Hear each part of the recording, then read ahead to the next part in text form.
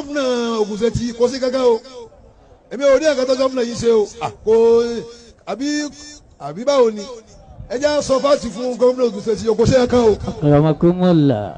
o ṣe kankan rárá náà súnmọ́ mi bá ti kó máa súnmọ́ mi.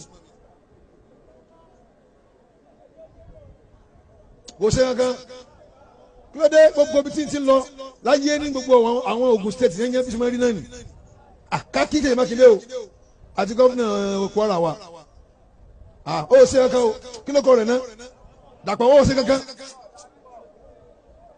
ló dé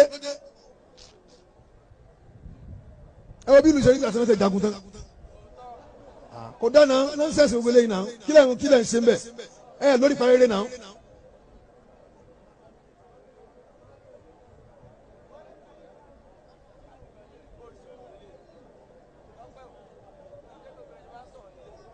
kí ló kọ ìlú yìí volunteer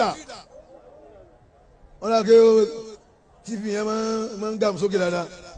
Akramakumullah.